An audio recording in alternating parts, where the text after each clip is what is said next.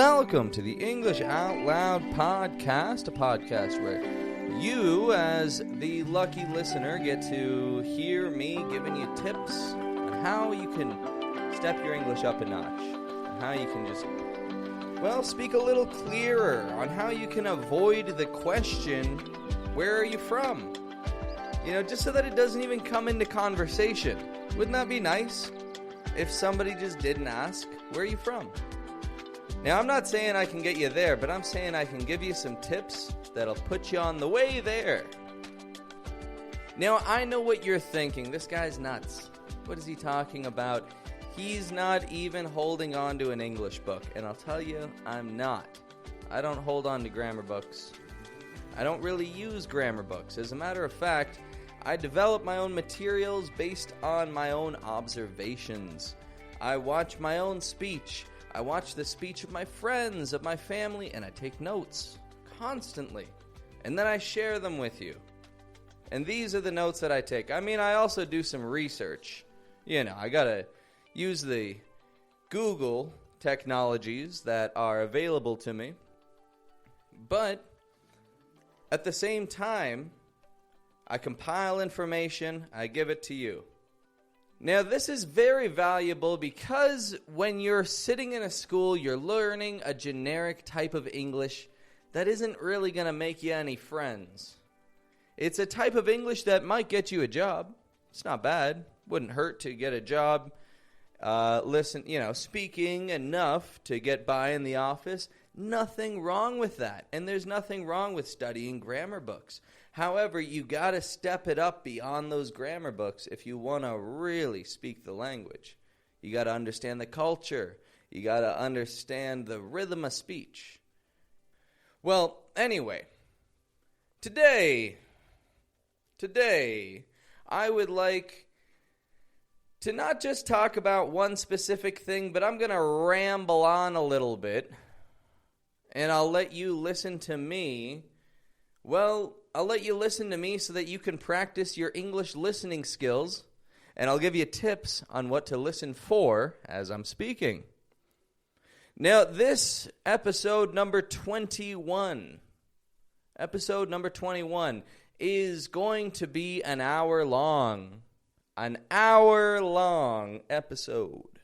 You don't see that too often, and editing it is going to take some time because I edit my own content. And so I'm doing this, because it takes an hour of recording, to edit down to that.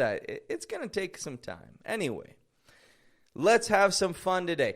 One thing that I am super pumped to talk about is actually, a little bit about life in American cities. Words that you want to use in your daily life when you're taking the transit, when you're on the go, when you're, some tips that are going to help. Tips that are going to help in general. And many more good things of the sort to come.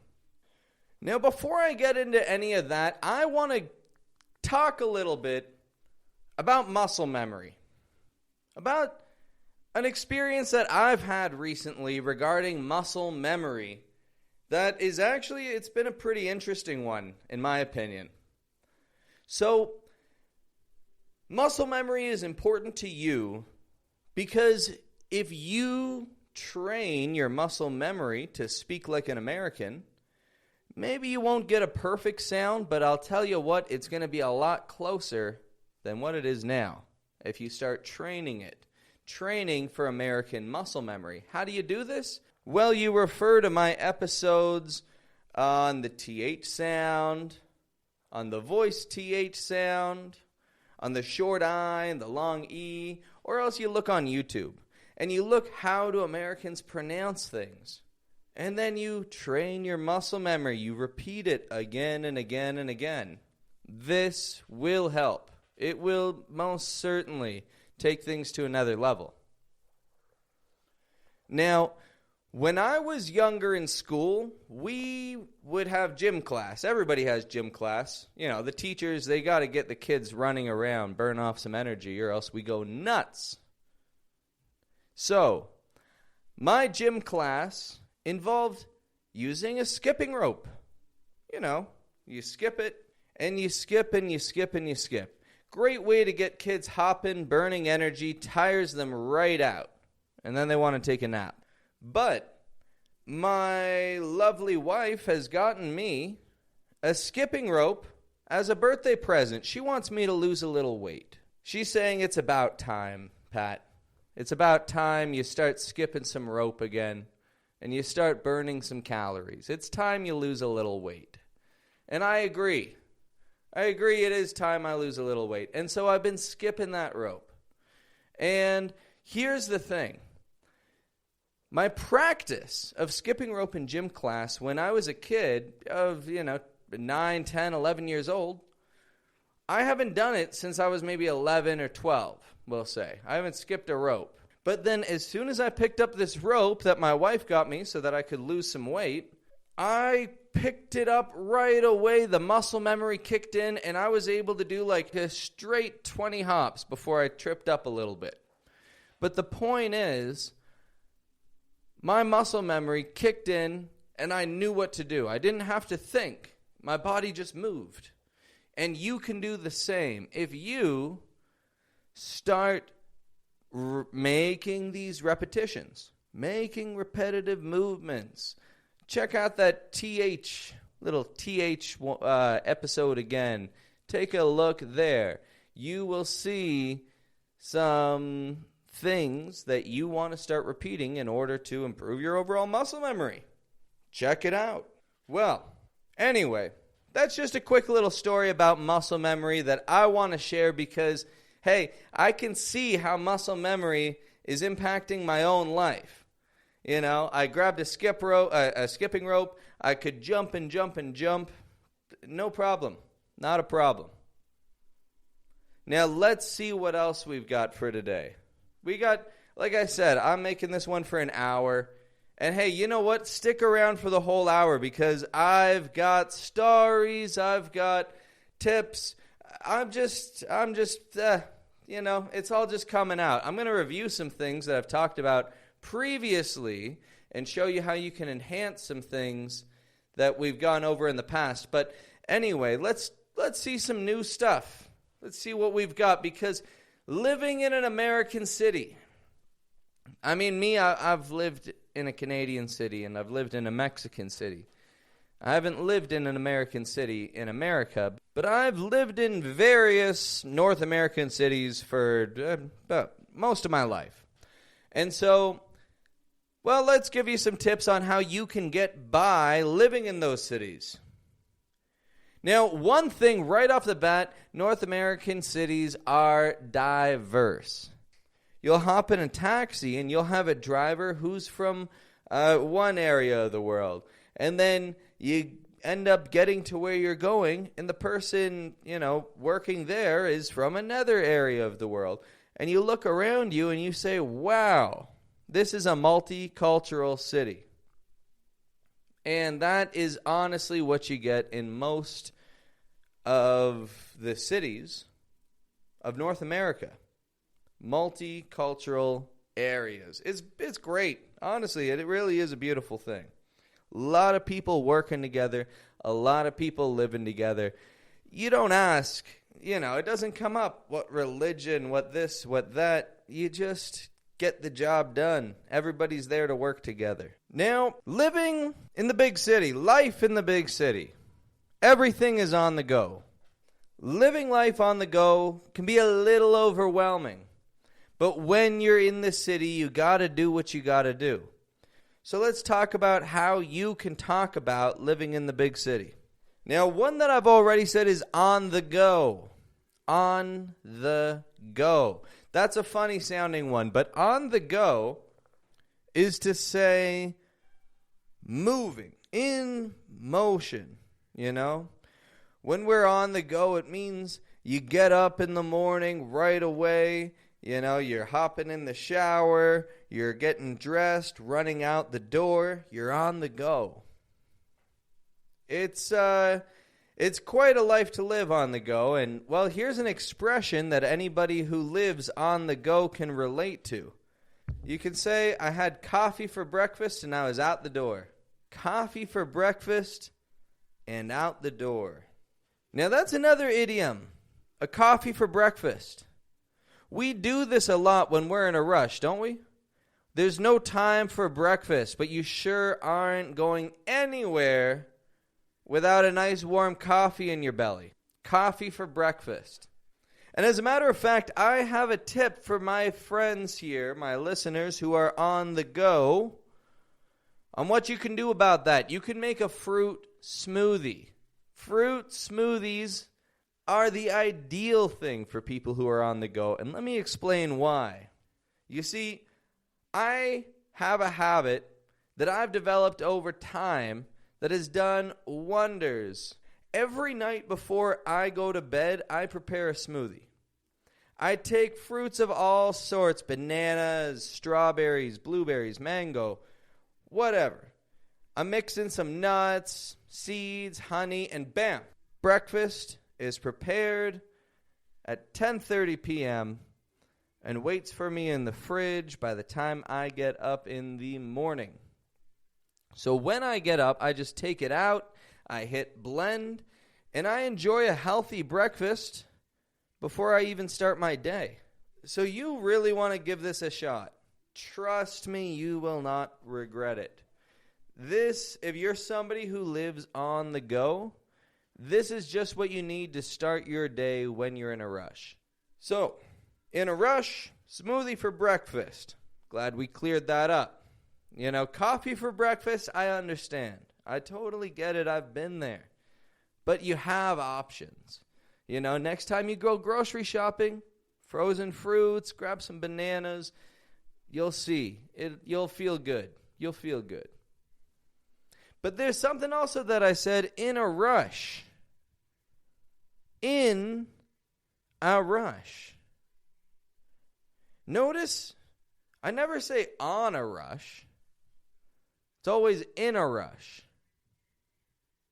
You know, why is it in a rush? I'm not sure why, but just make sure that you say in a rush and you won't have any misunderstandings. Now, what is in a rush? Well, it means you're on the go. It means that you're trying to get somewhere fast. Maybe late for work, late for a meeting. You're in a rush. You got to get there. Now, often when we're in a rush, we have to get on the bus. Get on the bus. On the bus. It's a little strange, isn't it? Personally, I prefer to get in the bus. I'll let the crazy people and the daredevils get on the bus. I will get in the bus. However, using common English, we say get on the bus, on the subway, on the streetcar, even on the plane.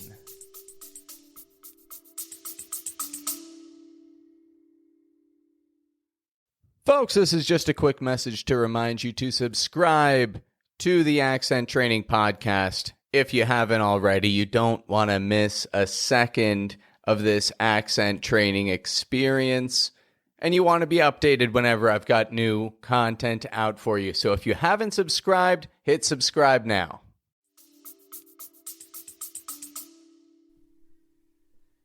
Yes, it's true. When you board the plane, regular English would dictate that you get on the plane. Now, of course, we only say get on the plane. We do not actually get on top of the aircraft. Simply proceed into the airplane and buckle up. Anyway, back to life in the city. So you're in a rush, you're out the door. Now, there's two ways that things will go from here. You can either take the transit or you can have your own wheels. You have your own set of wheels. That's how you say you have a car. I have a set of wheels. I have a car. Doesn't it sound a little funny? A set of wheels? A set? 4 of them. Wheels, well, there's 4 wheels. So if you have your own set of wheels, life's a little easier in the city. It's going to cost you, insurance. You can't live in an American city without insurance. You're going to get if an accident happens, you're going to have some trouble. Just as well, it's expensive driving around the city. You stop, you go, you stop, you go. It uses a lot of gas. Now, when you take the transit, if you live in a big city, you might not even need a car.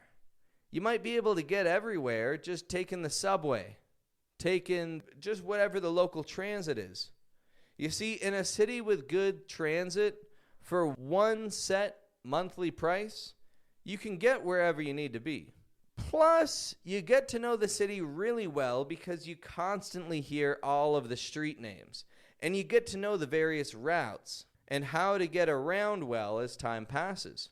Plus, if you're sociable, you can meet some really interesting folk. When I first moved to Toronto from a small town, I felt obligated to speak with everyone I sat beside. Like in my small town, if you're beside someone, you have a chat. In Toronto, people don't do that so much. And so, sometimes people showed that they weren't interested in talking, but often enough, you'd meet some fascinating people.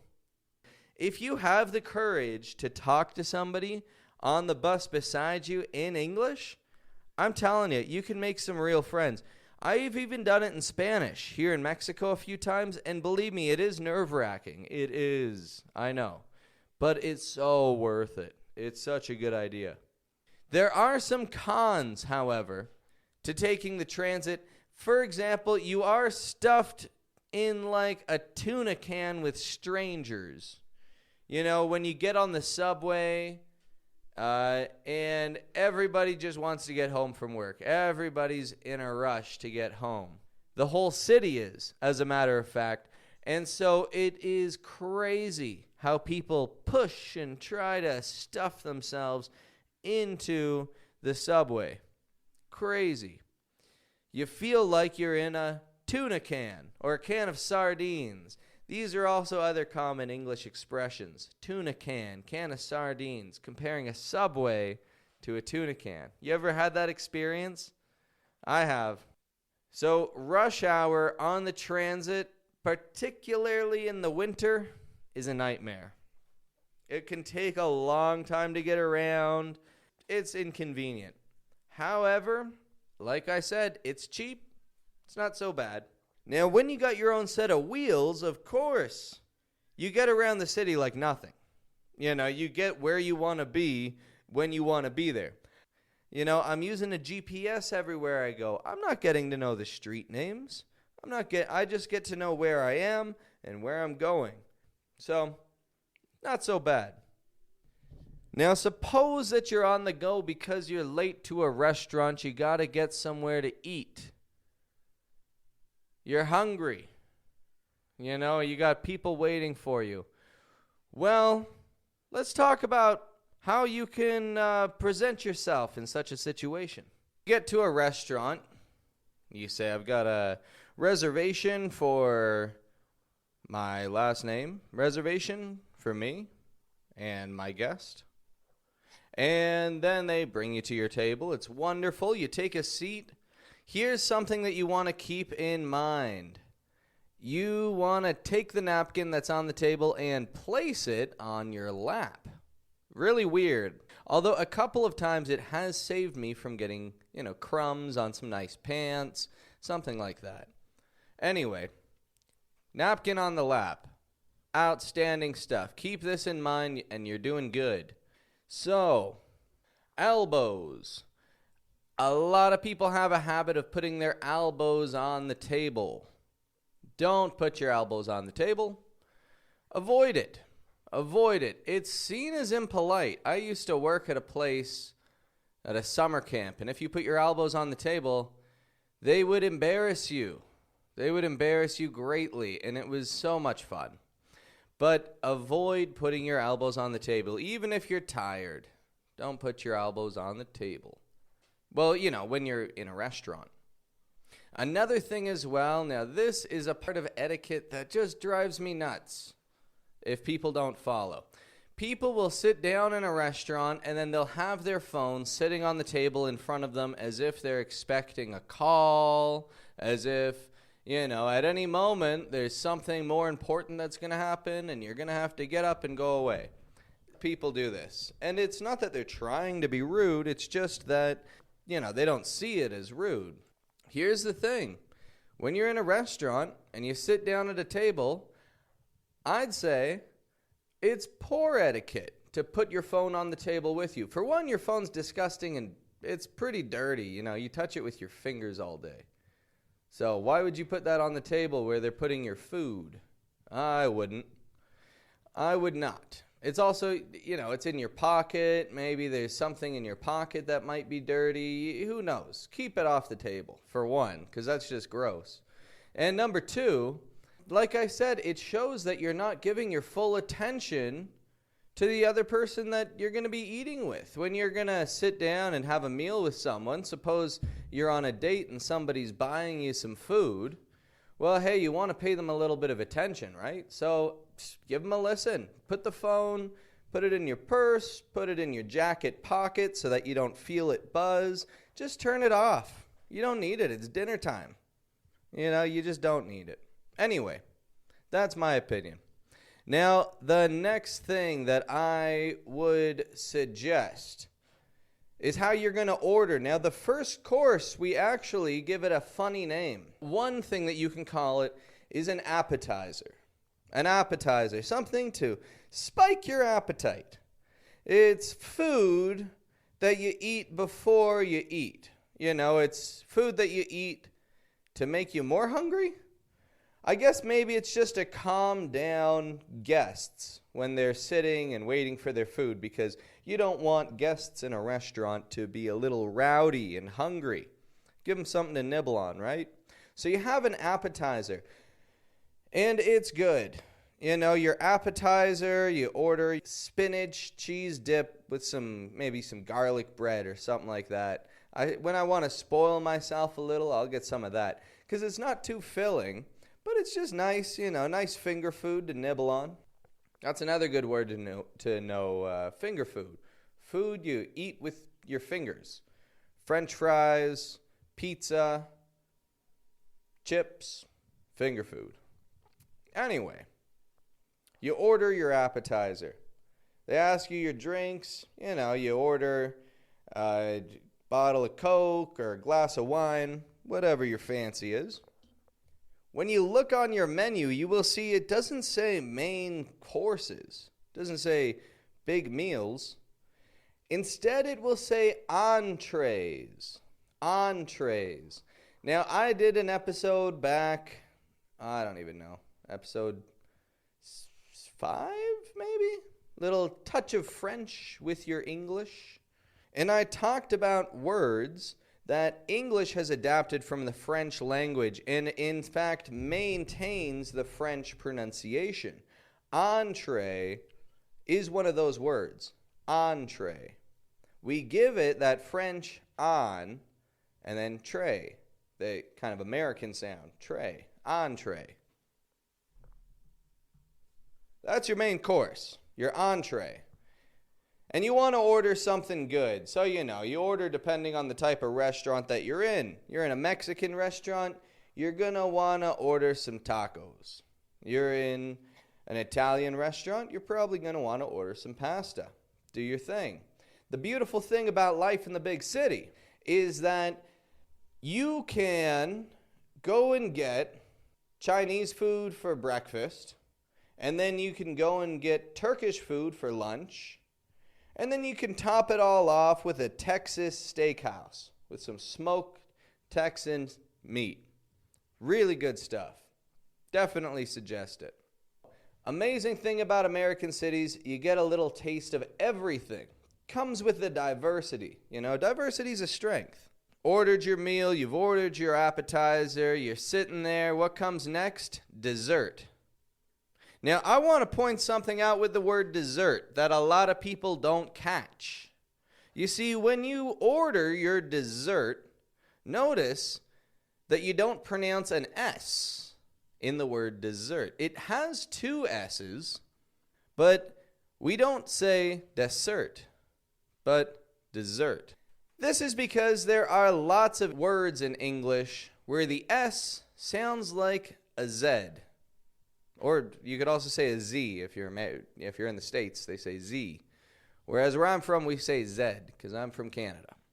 Anyway, your S's sound like Z's. This happens a lot in English. And some examples, president, music, both of them. S sounds like a Z. Present, Z. Just like the word dessert. Dessert. A second thing I want to point out about the word dessert. Okay, this is going to sound elementary, but it's worth knowing this trick to remember this.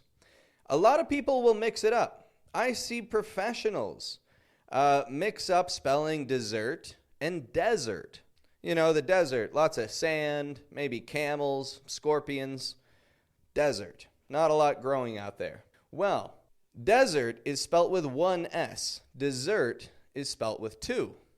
The difference, and how you can remember this, is that whenever you have a dessert, you want a second helping. You want a second bite of that dessert, don't you, if it's really good? If it's some creme brulee in one of those fancy little cups. I'd love to have a second dessert. And so, because with dessert you want a second helping, you're going to put two S's. Dessert. So keep that in mind. S sounds like a Z. Two S's to make sure that you're not spelling desert. A lot of people mix those up, and you don't have to anymore. And that's it. You can put that difficulty behind you. Back on track. Dessert is finished. And you ask for the bill. I mentioned in a past episode a little bit about tipping.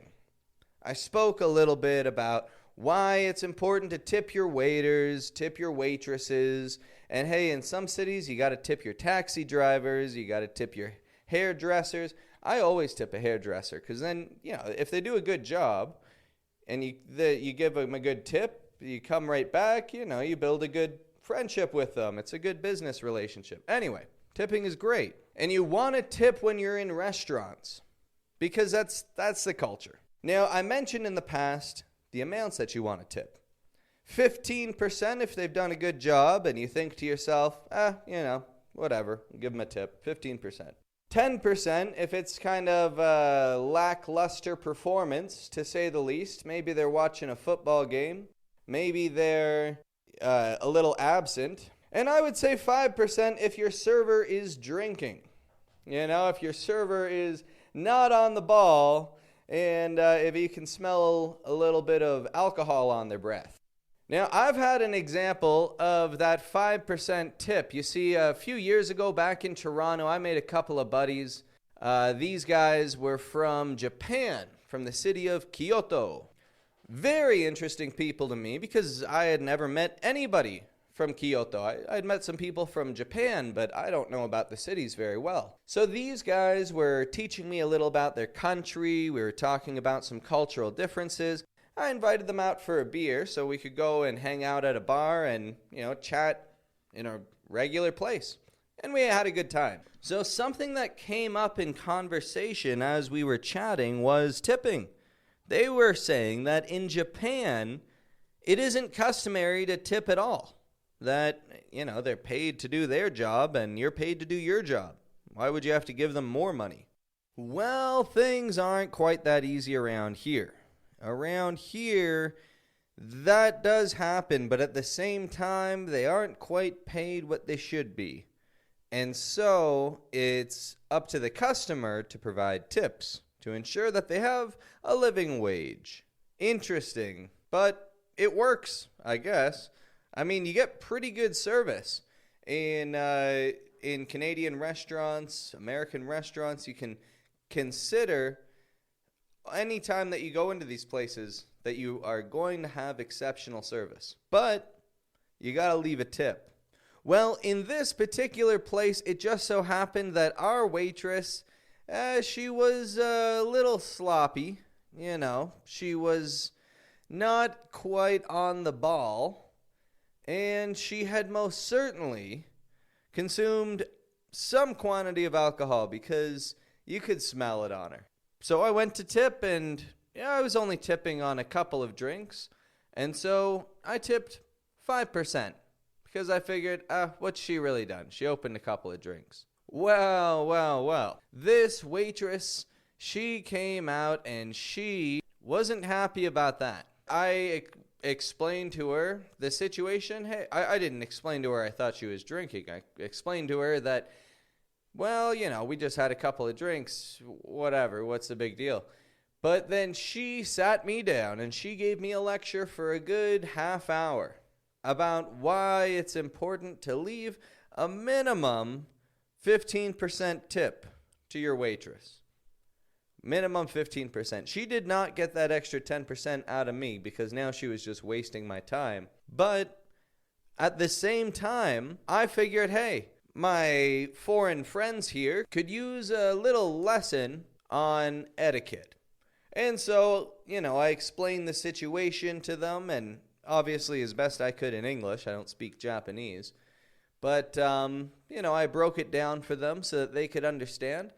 And she did, while she was intoxicated, she did have some good points of why tipping's important. Essentially, she said, we all gotta eat. We all gotta put food on the table. And if you want to go out and if you want to have somebody put that food on the table for you, well, then you should tip them and be happy when you get good service for it. Tip what you like. But like I said, if you don't leave a good tip, don't expect good service the next time you go to that restaurant. Well, anyway, so you don't have to tip at every restaurant that you go to. I mean, sometimes, again, on the go, sometimes when you're on the go, you've got to get food on the go. Well, what kind of food do you eat on the go? Personally, my favorite on-the-go food is pizza. Pizza, it just hits the spot, doesn't it? You get a slice of pizza, it's ready in seconds because it's already nice and warm. So you walk in there, you say, I'd like a slice, get a bottle of Coke, get some pop on the side. You got all this, you step out, lunch is served, breakfast is served, dinner is served. Or sometimes just a little snack to keep you going. Pizza can replace any meal. While pizza can replace any meal, of course, it's not the healthiest thing, but it's so easy. And it's cheap and easy. $3-4. You got quick little slice and a pop on the side. Maybe even some French fries too, if that's your style. Sometimes I do like French fries on the side with my pizza. I'll be honest. Now, think about the word I've just said so many times there. Pizza. Pizza. I want to point this out because I hear people mix this up all the time. I hear people say pizza. Here in Mexico, they'll say pizza. Or I will hear other people in other countries say pizza. Pizza. And again, they mix it up a little bit. Here's the regular pronunciation. Pizza. Pizza. So we make a pizza. Then there's a little stop. It's a very quick pause, but you hold the air back, and then a quick z to let it go. Pizza. Pizza. Now, okay, when we're not getting pizza on the go, maybe you got to hit the drive-thru. You got to get some takeout. Takeout. Yes, you got to get some takeout. You got to get some food that you take out of the restaurant. This is usually done at a fast food joint. Fast food joint. When we say fast food joint, we're saying a fast food restaurant. So, you go to a fast food joint for some takeout, you hit the drive-thru, order a, burger, fries, some ice cream on the side maybe. So you wait in line in the drive-thru, you get your food, eventually, you check it, you see orders all there, and then you hit the road. Now, I just want to point out again a couple words that I've used right there. You hit a fast food joint, you hit the drive-thru, and then you hit the road. What are we hitting? What's all this hitting? When we say that we hit this, we hit that, It's essentially saying we are using it. This is just kind of an American slang, but it's really developed. It's pretty regular in conversation. Hit a fast food joint. Hit this, hit that. Hit the showers. I'm going to hit the hay. I'm going to lay down and go to bed. I'll hit the hay. Or hit the books. I'm going to study. I'm going to hit the books. Of course, though, we're here listening because, well, we're tired of hitting the books. We want something new. Don't want to hit the books. Not today, anyway. Or, well, yeah, hit the books as well. But, I mean, this is more fun. We've seen a good amount of words here. We've learned about in a rush. We've learned about on the go. Coffee for breakfast. You learned that you get on the bus. You get on the boat. You get on the airplane, oddly enough. But you get in the car. Keep your prepositions in mind whenever you are speaking. You don't want to mix those up. What else have we spoken on? We've spoken a little bit about entrees. A little bit about that French-English word. You want to make sure when you read your menu, you don't say entry. Entry. The entry, well, that's the door. That's the entry. We want the entree. That is your main course. Comes after the appetizer and just before dessert, which we spell with 2 S's, and you pronounce those S's as Z's or Z's, however you like to pronounce that word. And you just let it flow, you know? And then after that, we talked about tipping. We talked about the importance of tipping and how you want to tip 15%, or else there may be a little bit of trouble the next time you go to that restaurant. Well, those are some of my main suggestions for today for life in the city. Life in the big city, as we say, if we live in the big city, we'll often say life in the big city. We don't often say that, but some people will say that. Life in the big city. Well, that's not to say that this is done, because I actually would like to keep going for an hour. You know, I want to really push the limits here. See what I'm capable of. Let's just keep this bad boy going. Keep the puppy rolling. I appreciate everybody who listens. And if you listen for a full hour, that is much appreciated, because I got more things to say. Something that I want to do, actually, is I want to test your ears a little bit. Test the way that you understand me, because we can actually improve on your understanding if you listen to me speaking and if you know what to listen for. I'm going to talk a little bit about the flap T. Oh, what a boring thing to hear about, right? The flap T. I can already hear people saying, boo. Sounds boring. And I can hear other people saying, tell me a little more about the flap T. I want to know. You know, I made an episode before about it, and it's gotten some really good reviews. People seem to very much like that episode, and I'm very happy for that. But let's practice it a little bit, because it's something that you can pick up on if you start to listen for consistently. If you spend time, like, you don't have to do it every day, but if you spend time often listening for that flap T sound, you will start to just catch the little things that Americans say, you know, that maybe just went right over your head. But then now that you catch the flap T, you know what they said. For example, right there, how I said right over your head, right over. I'll bet you some people listening, might be you, didn't really catch it when I said right over. You didn't hear right over, but right over. Well, you don't want things to go right over your head like that. You want to know what to listen for, and you want to catch those little details to make sure that you yourself can adapt them to your own speech. So the flap T, as in right over, is when we pronounce T as a D. Now, sometimes we do this in the middle of a word, like in the word city, life in the big city, city. When we say city, we make a flap T because we just roll that T a little bit. City. However, when I say right over, right over, I'm making a flap T as well because I've got one word ending in a T with a vowel before it, and then the next word beginning with a vowel. I want to link those two words together. You ever notice how Americans link words together? This is something my Japanese buddy told me. He said, Americans sound like...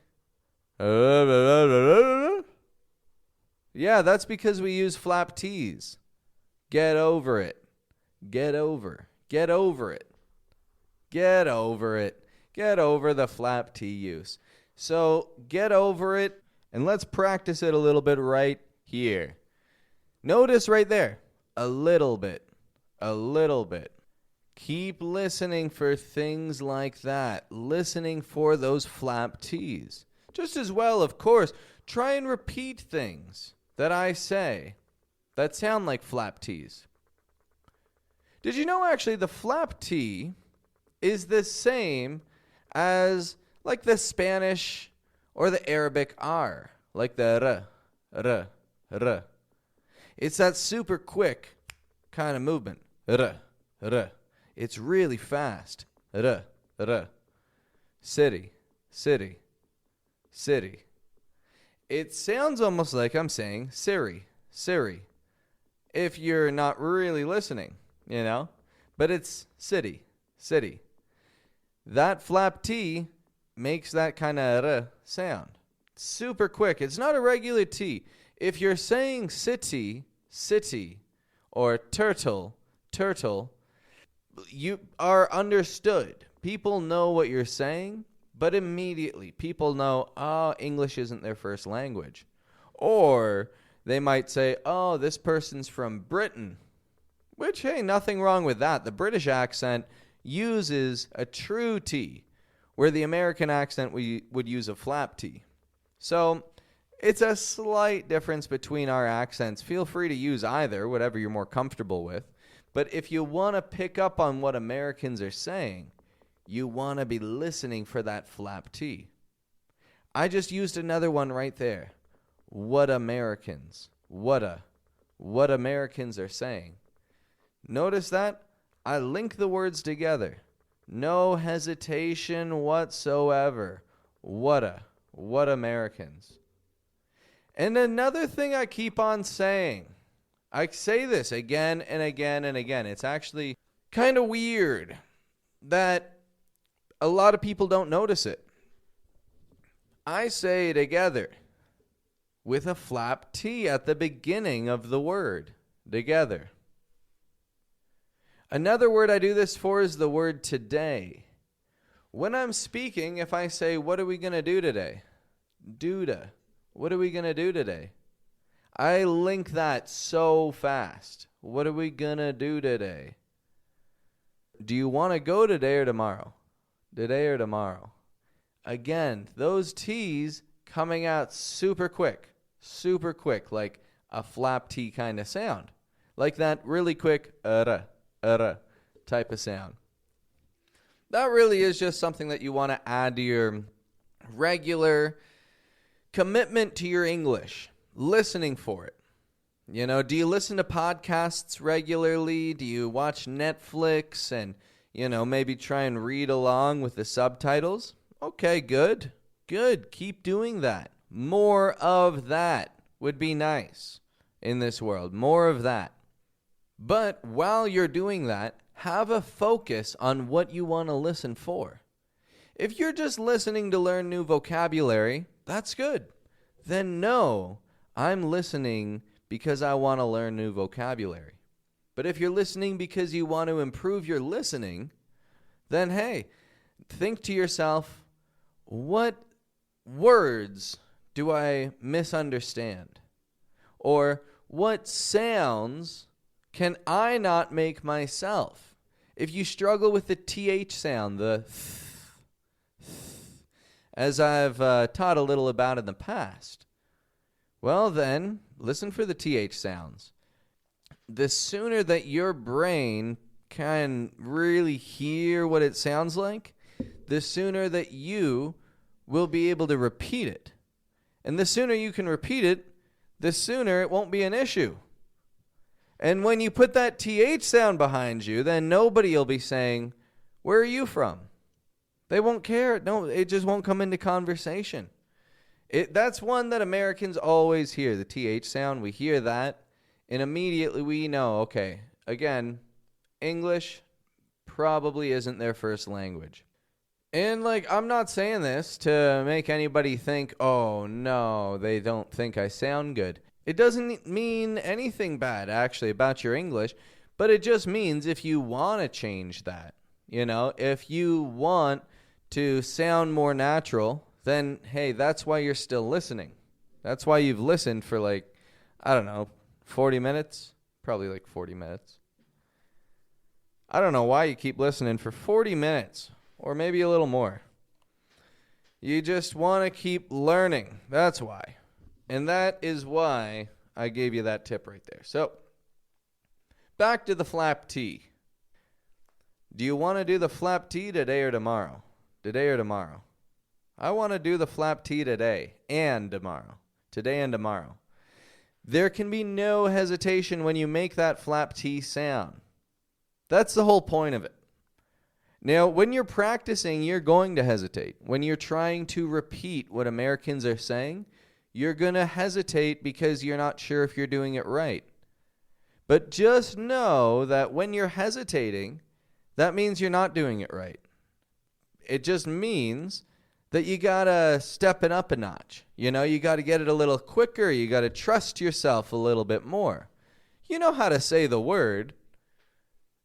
Now, just let it flow out. Today or tomorrow. City. Butter. Better. Betty butter bought a bit of better butter. Isn't that a good? Lots of flap T's. Betty butter bought some butter, but she said the butter's bitter. The flap T's are going to be good. If you focus on them, you'll develop those in no time. Just keep on it. Keep on it. Now, I just want to go on a little ramble. Just talking a little bit.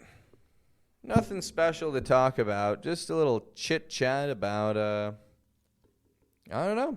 It's been a long year, which I've been working tirelessly to accomplish some goals. And you know what? I think I'm starting to see some success. I think it's coming along.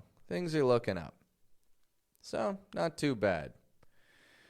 What a year it has been. Yeah, myself, I moved this year. I got my own nice little apartment in a nice area of this city, actually. It's a really pretty area on a mountain. You got to say, I'm a little freaked out about living on a mountain. Okay, a few things. For one, I'm right on the edge of civilization. If I walk across the street, it's just forest. It's like a jungle up there going up that mountain. My view just looks out to trees on a mountain. It's nice, beautiful to see. But the thing is, every now and then, a little bit of the wildlife comes exploring on down onto the street here. We got bears. We got these black bears. They just come on. They come sniffing around. I guess that they're looking for garbage, usually, I would imagine. I guess that's what bears would look for. Because you could find some good stuff in, people's garbage if you're a bear. There's, you find good food in there, I suppose. Why not? Yeah, I don't think bears are too picky. But the bears come down, they sniff around, they go to the garbage bins, they tip them over, and they tear the trash all over the place. Now, it's because of the bears that I can't take my doggies for a walk at night. I've got these two little doggies, and one of them thinks he's a big doggy, but he's actually a rather little doggy. And that little guy, if he sees a bear, he's going to start barking at it. Guaranteed. He's going to go off on that bear. And the bear isn't going to like it, I'll bet. And it's not until he gets up close to the bear that he's going to realize, oh, this is not even a dog. Maybe he'll know ahead of time. Maybe he's Maybe he's smarter than I think. But the point is, I can't take him out there around the bears. So at night, I can't go to the park. That is one of the interesting things that you don't consider when you move to Mexico, that there might be bears around. But there are. There's also boar. Boar. In Spanish, they call them jabalí. Boar are like Pumbaa from Lion King, like the pigs, really hairy pigs with tusks. You know, the big teeth that stick out of their mouth. Technical word, we call them tusks. Well, anyway, we've got those just across the street, up in the wilderness. Tusked boar, black ones. They come out. They're these big. Well, they're not big actually. They're rather small in height. They're not very big in height, but they are big in muscular, hairy, and with a tail. And then there's another interesting little. Okay, this thing's weird for me, and I've just had to look up what it's called, but it's called Coatimundus. A Coatimundus. It also says Coatis. Coatis. This is spelled Coatis. Notice the flap T in there. Coatis. Coatis. Okay, if you Google that whenever you got a chance, it's this interesting kind of like, almost looks like a lemur, but it's like a raccoon. And a lemur lives in trees and they steal food. If you leave food around, they steal food. And I've heard that they live up in the trees up there too. Personally, I've seen them a couple of times, not on this mountain, but in other mountains around the city. I've seen these guys. I ran into one once because I was hiking up a mountain at nighttime with a friend of mine, and we went about halfway up the mountain, and then we spent the night there. And it's a really nice spot looking over the city. We brought up, some stuff for breakfast, some bread, peanut butter, a melon. The melon was a little heavy. I wish I didn't bring the melon. It's real heavy. Don't bring melons up into a mountain. Bring bread and peanut butter. You don't need anything else. Well, water. But you don't need a melon. Anyway, so we brought a melon. But I didn't even get to eat the melon because the Coatimundus, that darn Coatimundus stole the melon, stole a bunch of the bread, and it definitely ran off with the peanut butter. I even tried giving it a little bit of bread as an offering. I took some of the bread and I just threw it out to this animal. And I said, take it. And it didn't. It wanted to come and take the loaf. It wanted to steal the bread. It didn't want the free stuff. It wanted stolen bread. And it was fearless. Like, it wasn't hissing at me or anything, but it was a little creepy. I mean, I don't know if it would have bit me, but at the same time, it was like, do you ever play tug of war with a dog? You grab a rope or toy or something, and then the dog grabs one end and you just tug on it. It's fun. Well, this wild animal was playing tug of war with a loaf of bread. This Coatimundus, with the flap T and the Cody. And I got those things living across the street from me now, up in the wilderness. So this is a fascinating place that I live. I really appreciate it. I really do. I mean, of course, living on a mountain, well, it has its, there's risks. It's a mountain. You sure don't want anything coming down that mountain very fast towards you. I think about that sometimes. I don't like that. But at the same time, that view. Oh my goodness. You look out the window at cars driving by and I think to myself, oh, I'll be home officing today. And I grab my coffee and I go to work. And on one side of me, I look out to the city. On the other side, I look out to the mountain. And I always look for animals up there. I don't see any. Haven't seen any lately. Except for a bear, like a month ago maybe. Going through the garbage. Dirty old bear. Also, there's these big funny birds. I don't know anything about birds. Interesting world we live in. The things that I say to me are weird and spectacular. To so many of my listeners are just everyday life. Isn't that the thing? So many people are listening to this and you guys are saying, man, you've got bears across the street. You're lucky. I got monkeys stealing my lunch. I know people, students I've had, they tell me this. They say, yeah, in some cities that you can live in, monkeys are a hazard. Other places, dogs. Oh, they would dream of having bears. They would just wish they could have bears. Instead, there's dogs. Oh, I don't like street dogs around. I mean, I think that they look nice, but they've got like fleas and stuff. I'll give them food, though. I like giving street dogs food. I think that we're around an hour. It's got to be about an hour. Take a look. Yeah, if it's not an hour, it's darn close to an hour. Well, I've had fun chatting for an hour. I think I've given a few good tips about life in the big city. I've given some tips about the flap tea and your use of it. And I've given some tips about giving tips and making sure that you don't forget when you're traveling to always tip your waiters and waitresses.